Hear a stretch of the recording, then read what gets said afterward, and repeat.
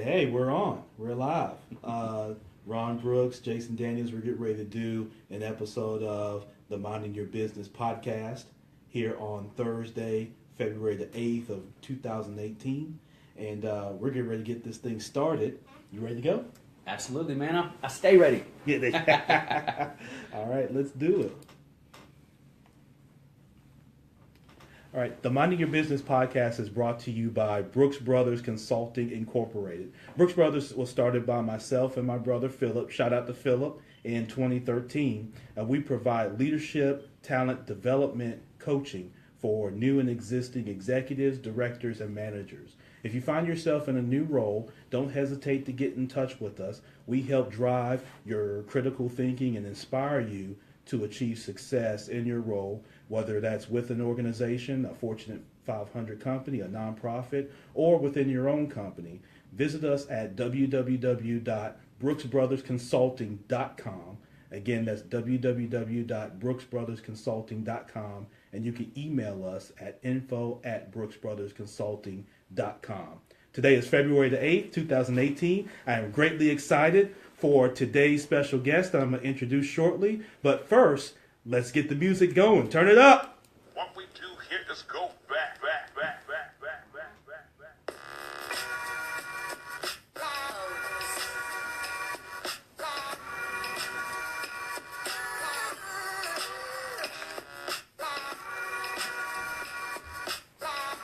People joining already. Markel, what's going on?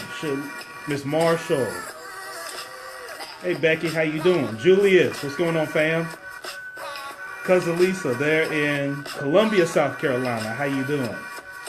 Destin Smith, how you doing? Daniel says the two champs. There you go. Daniel Hodges, man, good friend of mine. I'm on with the Titan, baby. Look, Mama, I made it. I'm on with the Titan. Ah, man, we got a long way to go, baby. That's what I want to be able to say that one day. I'm clearing my getting. That's like the opera singer lady. I'm getting it together. All right. So again, today is Tuesday, February the 8th, 2018. And you may be wondering, why I'm doing a show today or a podcast. I normally come on Fridays at noon. But I was so excited to be here with my guy that I went on and jumped a day early.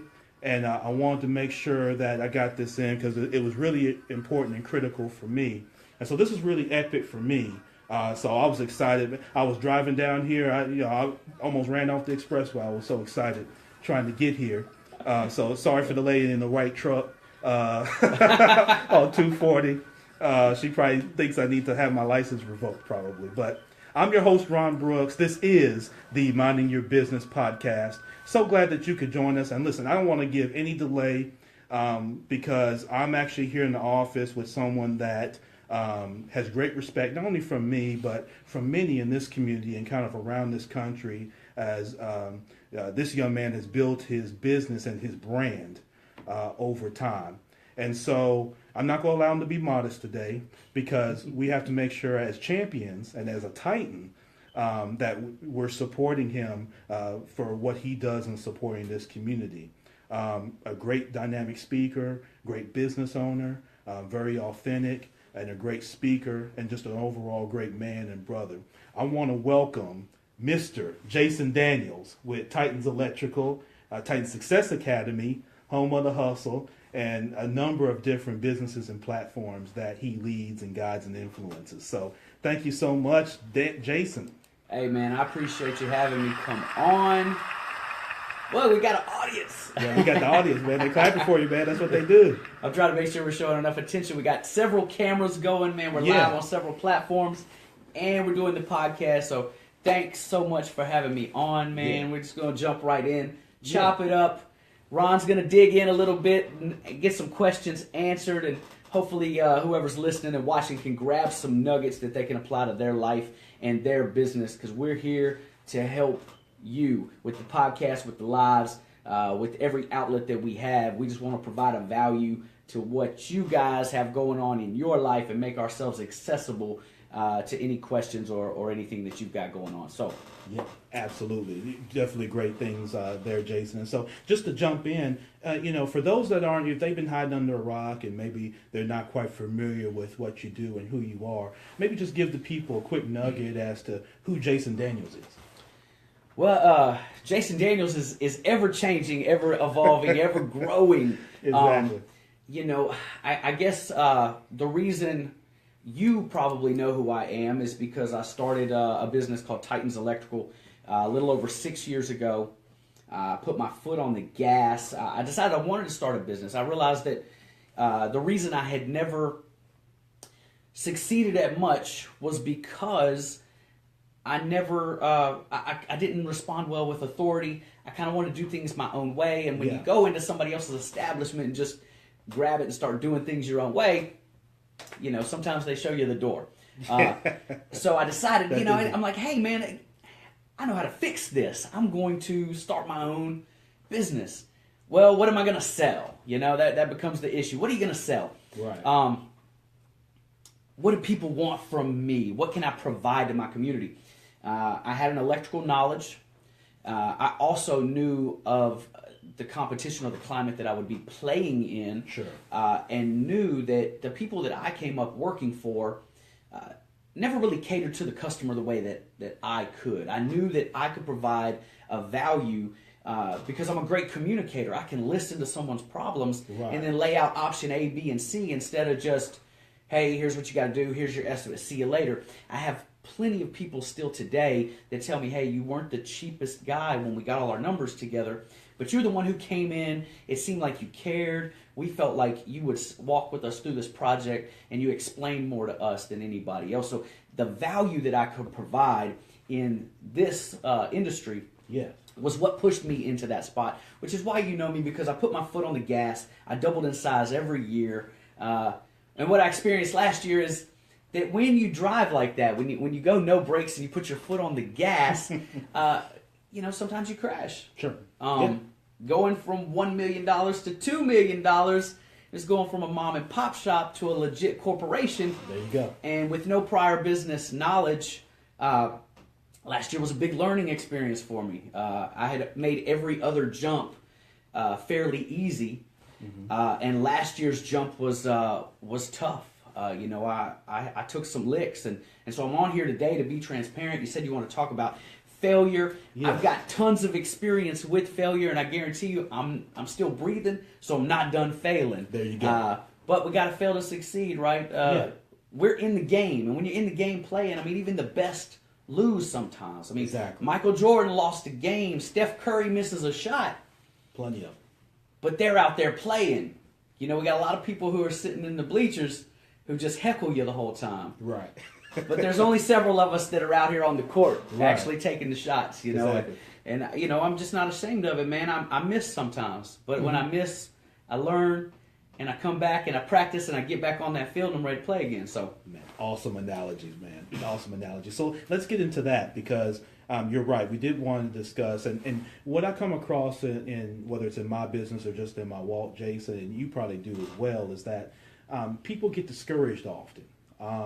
And how they view failure and things like that, and sometimes it can be discouraging, and sometimes it can set people back or kind of cause them to get out of the game. So how do you define failure for yourself? What is failure? First off, man, the reason people in my mind let failure impact them more so than I feel like it should is because their belief in themselves is highly dependent on people around them. If we could take a second real quick. Yeah. I have a Gary Vee quote on my wall. Yeah, let's let y'all take a look at and this. I'll read that for you. It says, I put zero weight in anyone's opinion about me because I know exactly who I am. Wow. Now, if that is actually the truth, then it doesn't matter, man. And like Gary Vee, for me, gave me a whole different way of thinking about loss. When he gets out there and he's standing at the bus station with the whole crowd around him and he's letting people ask him questions and they're like, the fear of failure stops me from taking this step. He's like, what are you scared of? Yeah. You're not scared of failing. You're scared of what people will think about you when you fail. So what are you really doing this for? Are you doing this for other people, or are you doing it for you? If you're doing it for you, then take your loss. It's your loss. Right. It's not theirs. Exactly. So who cares? And that's why Gary Vee is so popular and so impactful, because I've never seen him take an L, but it appears he would take one right in front of us and keep moving like he didn't miss a beat. Right. I don't see that guy miss many beats, man. He's extremely Chris unique. guy, there's no doubt. But the deal with failure is it's almost, social media makes it 20 times worse. Yeah. You know, we want to look polished. We want to look pretty. We want to look like we don't slip, like we don't fall. We don't have any bumps, bruises, cuts, scars. We just have it all figured out. We want to walk around like we got it all figured out. And there's an element of that we like. I mean, we don't go and take family pictures with our shirts off or our hair messed up or something, you know, like right. We want to be polished, but there's an element of humanity that is tucked under the rug when we approach life like that. Yes. And so I decided that I would take this walk in front of God and everybody and at least let people see where I slip and fall, because I don't have it all figured out. And you can definitely learn from my experiences. Definitely. Just don't, be scared to fail, and let that be a healthy fear that prevents you from failing too much or attempting to fail, but know that it's going to happen. You know, just be completely understood that you are going to fall, you're going to slip, you're going to mess up. And if you drive like I drive, which is fast, your failures are going to be big sometimes. I mean, you're going to fall all the way off, man. Yeah. So if you're just interested in incremental growth, then you might deal with some incremental failure. Right. When you're interested in doubling and tripling and taking big, humongous leaps in growth, then you better be prepared to bump your head and get some teeth knocked out along the way. Exactly. No doubt. And so, Jason, as you speak to that, many people, some that may be watching this podcast as we're recording on Facebook Live on Jason Daniels' page as well as on my own, and those that are listening on the podcast, a lot of times people that fear, you talked about it crippling. And sometimes people, they're afraid to maybe step out and kind of invest in themselves because they allow the fear of the discomfort and, like you said, the fear of what other people may say and think, family, friends, acquaintances, whatnot. And so, I find that all the time. So for you, what would you say is, maybe a recent failure that you've experienced that you've had to overcome in your business? Heck, which one you want to pick? Let's talk about Titan Success Academy, man. When Absolutely. I launched that last summer, I had never been in an industry where I had to really put myself out there and digitally knock on doors. With Titans Electrical, the game is make myself available for people when they need me. I could go knock on doors all day and be like, hey man, your light's working, but that's not very productive. Right. People don't care about an electrician until they need one. People don't care about a plumber until they need one. With these kind of services, I can't push my way in your door and sell you something that you don't need. It's when the need presents itself. And so with Titans Electrical, it's let's make sure I'm easily found. Yeah. I want you to be able to find me as soon as you need me. I'm going to give you several different phone numbers. I'm going to give you a website. You're going to have a Facebook page. And as soon as you type in electrician, if you attach Memphis to that, man, I'm going to be on that first page. And so you're going to be able to find me when you need me. Right. Man, coaching ain't like that. Ain't nobody out here trying to find a coach. You got to push your way in that door and make people understand your value. Yes. And so it's business, but it's the yin and the yang of the business, a service industry where everybody needs an electrician at some point in time. I mean, we all operate with electricity. We use electricity every day. So that's not a sell for me. I don't have to tell you, hey man, I got these things called lights, man. They're awesome. You can put that lighter away. You don't need your candle no more. I don't have to sell you on that kind of stuff. But with coaching, there's a lot of people that don't know the benefits of that. So I really underestimated what I would have to get in and explain and talk about and push and basically sell. Yeah. You know, it's not that I'm afraid of selling. I just was put in a position where I actually had to sell something that someone didn't know they needed. I had to show them the value. And so that was a kind of a pullback and regroup and figure it out and move forward in that business. Yeah. So Definitely. I would consider that a failure, a small failure, a scaling back, a retooling, a figuring it out, and then moving forward again. Yeah.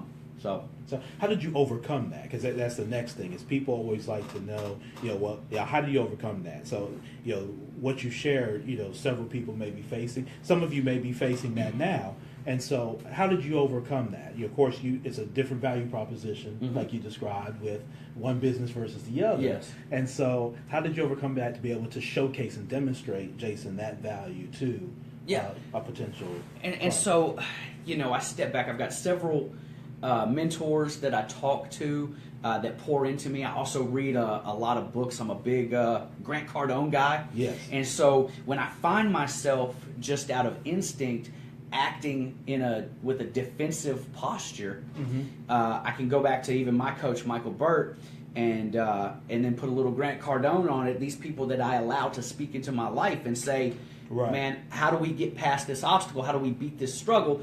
Grant Cardone will tell you more action. Yeah. And Michael Burt will tell me to always act on the offense and be ready to pivot. And so if you get hit and you step back and you find yourself in a defensive stance, pivot and move back into offense.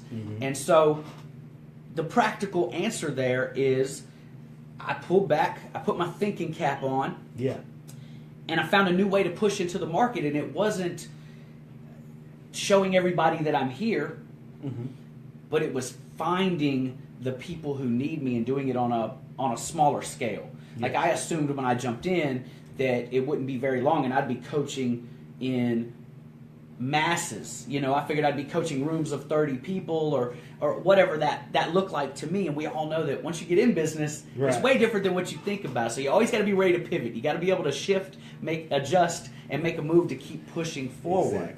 Exactly. So as I was kind of absorbing the information and realizing that the traction was a little slower, man, you grab the clients that you do have and you just pour into them, man. Give them all the value in the world. If you're planning on spending 10 hours on your business this week to grow it, man, I turn around and put that time into those clients and just pump that value. Because more so than me telling you, hey, this is what I can do for you, cut me a check, I'd rather the person that I've already done it for be the one telling you, hey, man, this is where I was at. This is what Jason did for me. He helped me get through this obstacle. He helped pump me up in this stage of my life. He helped me bust through this ceiling. He helped me get unstuck, whatever that case is. So I quit focusing on people that I didn't have and really kind of telling them or teaching them what value I could provide them, and spent more time focusing on the people who already knew and really kind of pouring into them, the clients that I did have. And we're about to relaunch on a different platform and everything. So, absolutely. We took a step back and moving back forward, man. There you go. And, Jason, one of the things that really honed in on what you just said that I think would really help people is I think in building a business, there's 3 areas that people can focus on, which is you can be product focused, you can be customer focused, or you can be competition focused. Yes. And so in any of the 3, you can find success, right? But one of the things I really liked about you that where you've inspired me has been you have a great deep customer focus. I believe you've built your businesses off the platform of delivering value for the customer. And sometimes that's missed because it's easy.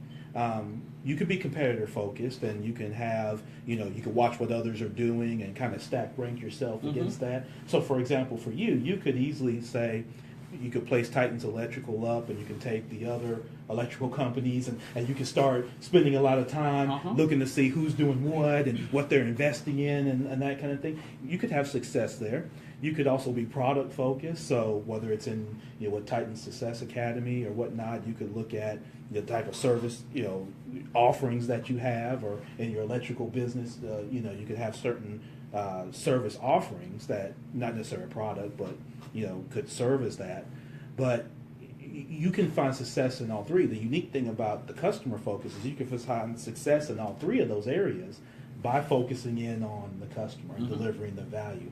And that's what I've really seen in your business over time is that, and typically in your industry, you don't always find that, right? Yes. The focus on the customer. You find the focus on, the big lofty things that, Yes. sometimes people can come in and do. And so I say that to encourage those that are listening to the podcast is, consider, putting, all in, like Jason said, go all out on the customer and what's the customer experience. And when you do that, you find, warm leads and warm referrals, because as Jason said, people begin to refer you. So you don't have to then work so hard to try to position yourself. You allow the energy of what you put out there, that positive energy, with the experience. And that's one thing I loved of what you've done. Well, let me tell you where putting your eggs in the customer service basket will trump the others, because no matter how good the product is, the product, if you're selling it on a mass scale or you're installing it to the masses, you're doing a lot of this. A lot of people have your product. You're out here selling it. Right. And inevitably at some stage, somewhere, in someone's hands, that product is going to fail. Now, it might not fail all over the place, but if I sell 100 of these things, whatever those things are, 99 of them might work perfect. One might fail. Yes. My customer service and the value I provide, if that doesn't fail, then when that product does, we're still good, man. They're not shooting off online talking about Titans Electrical came over and put this up and it doesn't work and and they're upset. The relationship is what keeps that bond tight. So if I come over to your house and you're like, Jason, I want to trick out my kitchen. What do you got? I'm going to come with the best products, man. So that's already off the top. They don't make a better product than what we install. We give you the best. But inevitably, if something is wrong with that product, it's your relationship that me and you have that's going to ease your mind. You come in, flip that switch, and this doesn't come on. It's not, oh, they got over on me. It's, man, I know my man Jason, and he's going to get over here and he's going to take care of this, because things like this happen. Right. Same thing with the competitor mindset. Man, if I'm worried about my competition, then I'm not reaching for my potential. Right. I'm reaching for your potential, and your potential, I'm not speaking on you in a bad light, but your potential might be way down here and mine might be up here. Exactly. So you got me playing at a lower level. It's like sticking Michael Jordan out there to play with the college kids. He's not reaching his potential. Right. And so if I'm playing against the competition, I'm not reaching my potential. Exactly. And if I'm good at what I do, but I get there about playing against the competition, then once I beat up the competition, then what? I'm no good anymore. Right. I done whooped everybody. What's left? Yeah, it's always the customer. The customer's always the last one left. And if you build that relationship, then the products can fall off, the consumers can fall off, and that customer service can still be there and stand tough. Man, dig that. So we're here with Jason Daniels, the president of Titans Electrical, Titan Success Academy, home of the hustle. One of the things, Jason, I always like to ask people, and I'd love to get your take on this, is take us back to the day where the failure was deep enough where you almost said, man, F this. Because that's the day where, and the reason I ask that question is because a lot of people reach that point. They when they get so discouraged, they say, man, F this, I'm going back to work. Man, F this, I'm going back to sell dope. F this, I'm going back to mama's house, but whatever it is, whatever their F it, and then the blank, fill in the blank after it, right? So take us back to that day, kind of what led you to that point, and then the big thing is how you overcame that, because a lot of people I think are struggling with, they have that feeling, they have that mood, but they haven't found the place that says, let me get up off the mat and keep going. Yeah.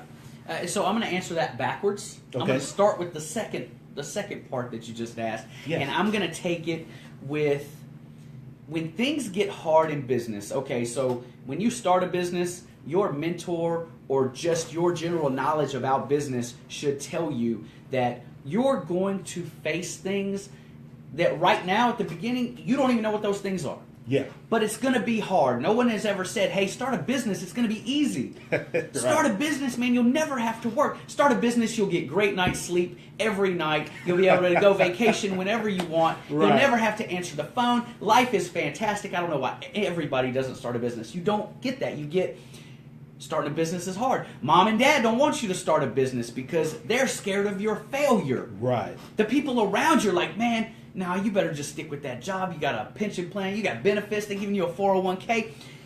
When you step out on your own, you're taking the hardest step that you're going to have to take in your business. The only difference is you don't know what that step entails. Right. So we can blindly take a step in faith that we're going to go and we're going to do this. We're going to conquer the world with whatever product or service this is we offer, and we jump.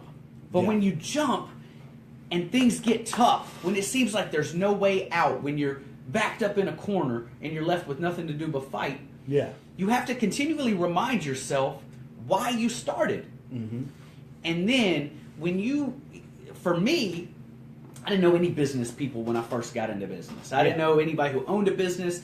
I didn't know anybody who was successful in business. And so I didn't really have a network of people who were experiencing the things that I was experiencing. But inevitably, you fall into that crowd. Right. You find some success, man. You up here rubbing shoulders with your man over here. You know, you find different people. Your friend group, your friends change, your environment changes. And so all of a sudden, you've got people who can talk to you and relate to you about these things that you're going through. And business is a puzzle that you're putting together in the dark. And you're slowly finding ways to turn those lights on and see where to put that next piece. But while you're still in the dark, you might be shoving a piece into a spot that it don't fit, and you're shoving and you're shoving and you're shoving, and you're like, oh my God, what am I going to do here? Nothing's working out. Nothing's panning out. And I've been going through this the past 6 months. 2017, I decided, hey, I'm going to go from $1.2 million a year to 2.4.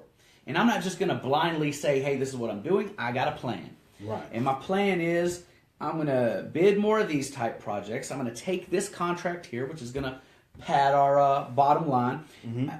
I'm going to invest more in our marketing. And so I stroked a $50,000 check on January 1st of last year towards marketing, just so that more people could find me when they need me. Right. I spent $15,000 on a more robust piece of software that was going to help us track jobs and keep up with every little detail, because we were going to experience a lot more than I could just keep in my head or anything like that. And so I took the steps I felt necessary in order to put us in the best position to win. There you go.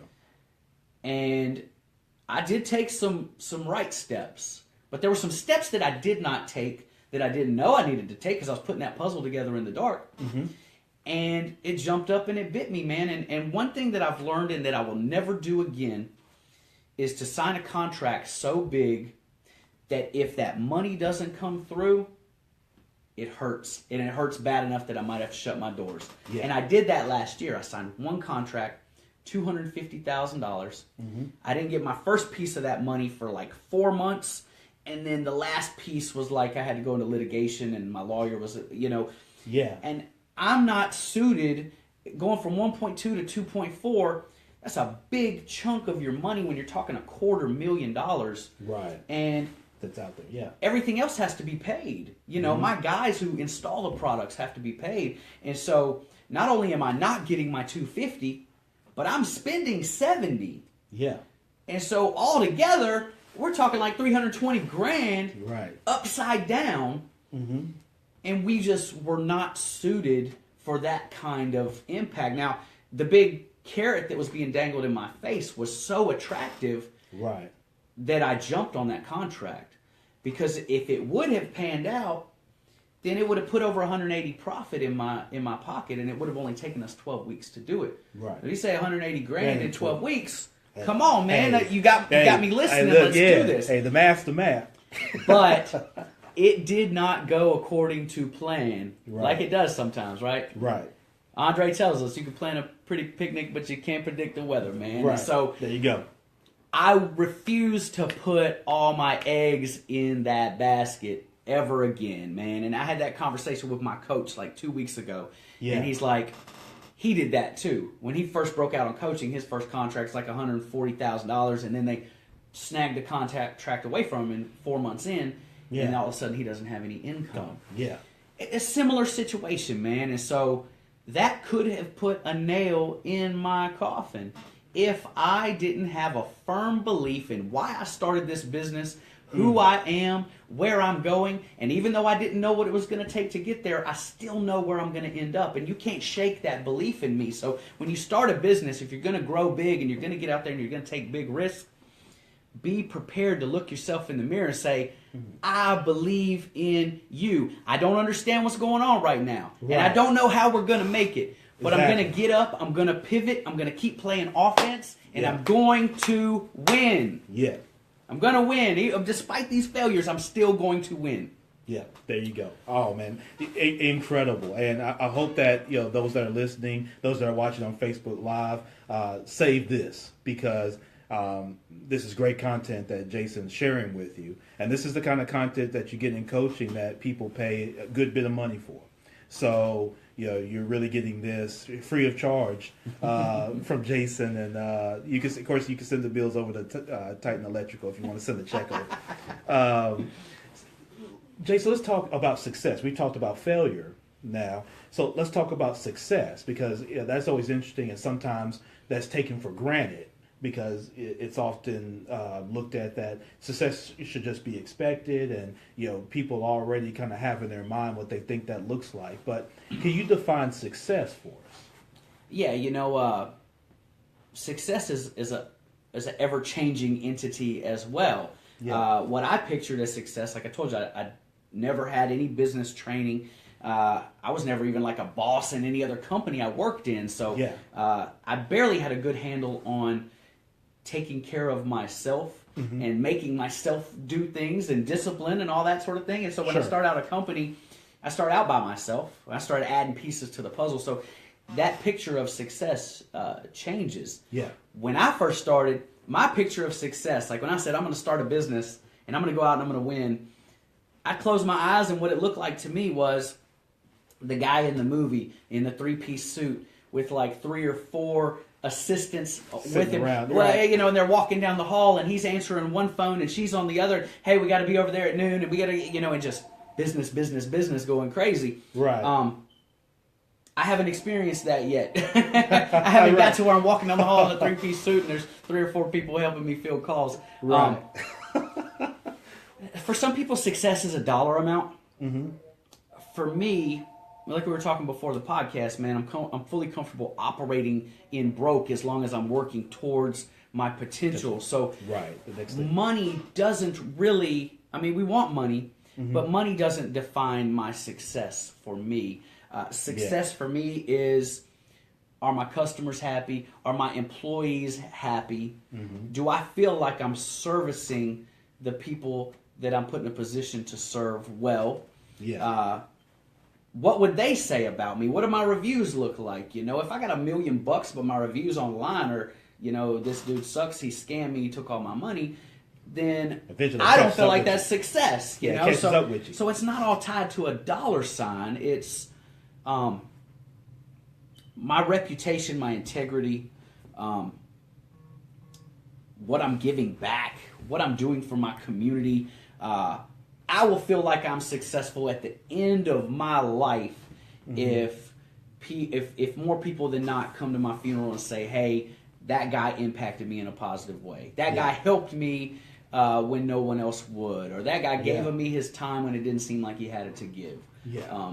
That's success to me, the way I can define it today. Because when you're outside, when you're sitting in the bleachers watching people who are playing the game of entrepreneurship, you always want to take success as a dollar amount, And when we play that, hey, man, Bill Gates is successful, Warren Buffett's successful. We know exactly what they got in their bank account, and that's why we deem them successful. But I guarantee you, if they feel successful, it's for a complete different reason. It's because they invented something that impacted the community, or they've succeeded in reaching their potential, not so much filling their bank account. Right. And you notice if you ever hear any of them speak, whether you go online to hear any of those people that you mentioned or even some others, Jason, they never really talk about money. Yeah. They never. If you ever hear Bill Gates get up and speak, he can get up and speak for 2 hours. He won't say the word dollar, the word money or cheese or none of the stuff that we, the slang that we may use with money. He never says it once. Yeah. It's right? it's a tool. Yeah. I mean, so you sit here and talk to me about Titans Electrical, but I'm not up here talking about my hammer. I mean, the hammer's just another tool. It's right. As you grow and you learn and you invest in yourself, and you realize that we may have grown up and our idea of money was impressed upon us at a young age by our environment. So we think about money the way our parents thought about money, or the way the kids around the neighborhood thought about money, whether we were getting it illegally or however money came into our lives, how we spend it, how we save it, how we burn up our credit. All those things are impressed upon us at a young age, either intentionally or unintentionally. That's where we pick up that knowledge. And so the super successful people, the people we look back and have achieved big things, they learned at a young age that money is just a tool. It's a tool. You're not a slave to the dollar, man. You find out ways to get dollars so that you can impact more people and you can do more things. And it just so happens to be that more dollars end up in your bank account when you follow that blueprint. Right. And, I've always said this, and this has been said and probably echoed before, is that money only makes people more of what they already are. Right? So if you're a bastard, having a lot of money is just going to make you a bigger bastard. Right? If you're a great-hearted, person, man, woman, whatever, money just tends to make you more of that. And so it only enhances, it provides options, as Jason mentioned, which is definitely true. And then it only makes you a little bit more of what you already are. It doesn't really change. I've had great years, like Jason's mentioned, I've had great years where I did very well between my career and my own business. I've had years where I didn't, and if my wife were to get on here, she definitely would tell you about both, right? And so I found that when I focused on money and you chase it, it's kind of, to me, it's like the Roadrunner cartoon, right? Every Roadrunner cartoon starts out with the coyote chasing the Roadrunner, and he gets up close on the Roadrunner, and then all of a sudden, what does the Roadrunner do? Beep, beep. And he takes off, right? And he goes so fast away from him that the road comes up off the ground. And what does the coyote do every time? His eyes fall out on the ground because he's like, what the hell? And because it took off from him. So this is... He got the piano that he's dropping off the cliff on him or something. Yeah. And you notice he's smart. He orders from Acme. So before Amazon, right? You had Acme. Right? So that's where it came from. And you could just get some dynamite in the mail, man. Yeah. Out in the desert. Out in the desert, right. No mailbox, no address, no nothing. I mean, completely innovative, right? There are no stores around. But a grand piano showed up on the cliff. TNT, anything that he wanted, any tools that he wanted, he could order from Acme well before, this is 60 years before Amazon, right? Amazon owes Acme some credit, man. Yeah, they do. They were the first ones that had this idea. Get Jeff Bezos on the phone, man. But yeah, so what happens is it's the same thing. He's chasing this one bird that if he caught it, how much meat is on the Roadrunner? As skinny as I don't know what, right? If he did caught it and eat it, right? Then what? There's more beak than anything. Yeah, and there's only that one. It's not like there's 1,000 of them running around, right? So he's chasing this one Roadrunner, and he's taking all this heat, right? And all this pain to catch one Roadrunner. That's what happens when you chase money. The money's just like that Roadrunner. You're always going to be running after it. You're going to be falling off of cliffs. You're going to have boulders falling off you. You're going to lay some bird seed out. It's going to eat your bird seed. You're going to wonder why the hell the boulder didn't fall on them. You run into the boulder falls on you. Right? It mirrors the coyote cartoon. That's what I share with people, is that yes, money creates the options and the things like that. You want to pursue it, but don't spend so much time chasing money or using that as your value system. When I played basketball, a professional basketball player in practice could miss every shot. You take Ray Allen; he could sit and miss every shot in practice, but he's satisfied if he's got good form, right, and he's squared up to the basket. he knows that in the game he's going to make it. And on the other side, sometimes professional players, they could be making every shot in practice, but have concerns over their jump shot. And you think, well, if you sat there and watched Ray Allen and he shoots 500 threes and makes 450 of them, then you're like, well, damn, right? But he could be not happy about that, right? Because he said he might come down and say, man, my elbow wasn't in. I wasn't balanced. Sure, I was making the shot, but in the game, when the game's on the line, because like Jason said earlier, in terms of watching entrepreneurs, it's just like if you go to an arena. There are 20,000 people in the arena watching, but there's only 10 players on the floor. Yeah. Right? 5 for each team. So Jason's exactly right. It's a limited number of people that are actually in the game. There's way more fans watching, and then think of all the people watching on TV, right? If it's a televised game or radio. So it all speaks to, kind of what we're talking about today, folks, which is don't be afraid to fail. Embrace success. Don't be modest or shun success either. But, keep a good balance.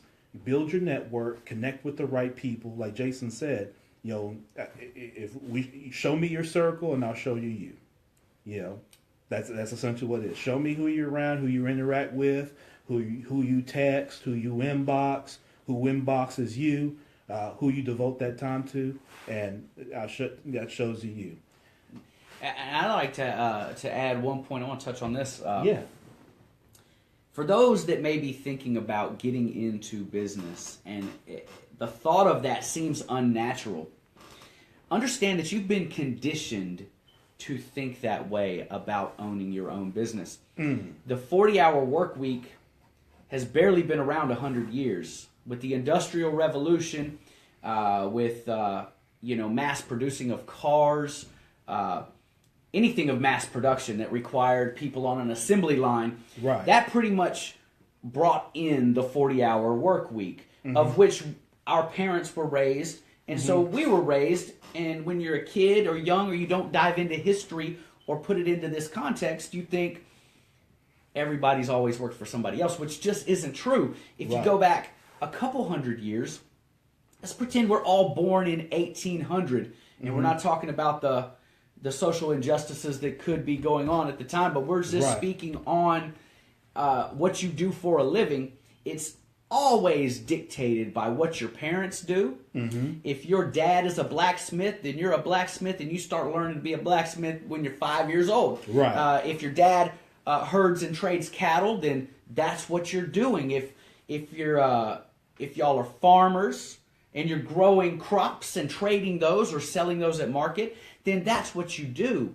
Yeah. It's very new, this 40-hour work week, this 401k, this corporate way of living. Right. And I'm not knocking anybody for going the corporate route or working for someone else, but I do want you to understand that they can change the game on you at any time. They can take your pension away. Yeah. Someone can buy out the company that you work for, and all of a sudden those benefits you had don't exist anymore, and you're at the end of your work life. Right. And you depended on what they provided for you. I just want to encourage everybody to think about providing for yourself and preparing for your future yourself, and don't depend on corporate America to take care of you, because they'll change the game in a heartbeat, man. Hey, listen, and that podcast is coming, folks. To tell me, but, so like Jason shared his story, I will soon be sharing mine, and some other folks will be sharing this on this podcast. So, Jason, any kind of final words? I know we had our boy Ojinga jump on. Ojinga Carr, he's got a great event coming up. I know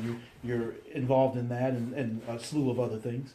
Yeah, so Ojinga has blessed me with the opportunity to speak at his I Dream, I Achieve event. It's going to be March 8th, 9th, and 10th. I think it's a 3-day event, and it's here in Memphis. And let me tell you something. I travel to go to these conferences. I'm going to Vegas in 2 weeks to Grant Cardone's 10X event, which will be chock full of amazing speakers, a bunch that you've heard of, New York Times bestsellers, and that's where I go learn and have people pour into me so that I can come back and teach and apply to my business and my life. Absolutely. But Ojinga is doing that right here in Memphis, and so when I met Ojinga, it was at his last event. Found Found him through LinkedIn. He sent me a message, invited me out. So I went and just stopped by to check out what he was doing. And let me tell you, man, I was blown away by the people he had brought to this event. They were all from out of town. Yeah. I mean, it wasn't a bunch of Memphis cats sitting around talking, which is nothing wrong with that, but it just showed me how he was willing to invest in this city by bringing different ideas that weren't cultivated in this market. Absolutely. And so we had someone from Indianapolis and someone from South Carolina, and and those people, he had those people flown in to give these presentations. So if you're bringing people from out of town, they've got something to say. It's not somebody you just grab from around the corner. Which for this event, I think I'm the one that he's grabbing from around the corner. I'm the Memphis dude at this event. But for anybody watching or listening, man, find me on Facebook. Find Ojinga. Find out about this event. If you're interested in investing in yourself, if you're interested in leveling up, but you don't have the money to take you out to Vegas and put you up for a week like I'm about to do in 2 weeks, man. If you want to start small, we're going to start right here in your own backyard, and it's going to be a 3-day event teaching you and answering questions about business. And so if you're starting your own business, or you're trying to scale your business, or you're just interested in putting some more tools in that toolbox, find out some information on this event, get in touch with us, and let's get you a seat in there, man. I'll be speaking on that Saturday. I'll also be on a panel, I believe, on Friday, and we'll be fielding questions and just helping the community, man. It warms my heart to know that somebody's doing that here in Memphis, because for so long I've sat back and watched other cities just take our shine, man. Yeah, man. Everybody always steals Memphis' shine. Yeah, they do. In all phases too: business, music, entertainment, sport, everything. People take and capitalize off of Memphis culture and things that are developed and cultivated right here, as you said. So I plan on being there. You should too, as Jason said. So reach out to either of us. Reach out to Ojinga Carr. Inbox him, get your tickets. Make the investment in yourself. Jason just spoke on it. I did as well. Make the investment in yourself. Oftentimes we invest in material things. If you go to the liquor store, you like Hennessy, you go drink a whole bunch of it, you go piss it out, you go fall asleep, you go wake up with a hangover, and you go do it again, right? There's nothing that you gather from that. And I like Hennessy, but listen, make the investment in yourself if you want to achieve and position yourself for success. Jason, thank you so much, my man. This has been an honor. It's been epic for me, personally and professionally. You've been great for me in my business, man. And Absolutely. Anytime I've been able to call on you, you've delivered. I've had Jason speak to sales teams before that, even now to this day are still asking, how if he could come back, and things like that. So, man, it's phenomenal. Any parting words? How can people get in touch, with your companies and do business with you? Man, you can find us online. You can find us on Facebook. We're Titans Electrical. Anybody who's watching or listening that is not a friend of mine on Facebook, that's where I'm highly engaged. Send me a friend request. Send me a message. If you need any kind of elaboration on anything that you've heard today, or any of this speaks to you in your business and you just like to have another conversation about it, I'm an open book. I'm here to help you in any way that I can, and if you can benefit from what we're putting out here, then me and Ron can consider this a win. So find me on Facebook. I'm Jason Daniels. Look us up online. The companies are Titans Electrical, Titans Success, but Facebook's where I'm highly engaged. So find me on Facebook and let's start there. Yep, absolutely. So, listen, thank you so much. Listen, I'm extremely excited. You should be excited too. 2018 is going to be phenomenal. You're going to win this year. And when you face adversity, because it's going to come too, you're going to look adversity and you're going to kick it right in the stomach and you're going to keep going. I'm Ron Brooks. This is Jason Daniels. Thank you so much. Listen, on tomorrow I'll be back with Wayne Moody of Berkshire Hathaway. We're going to talk some real estate. Listen, have a phenomenal day. Be your very best and give it all that you have. Peace.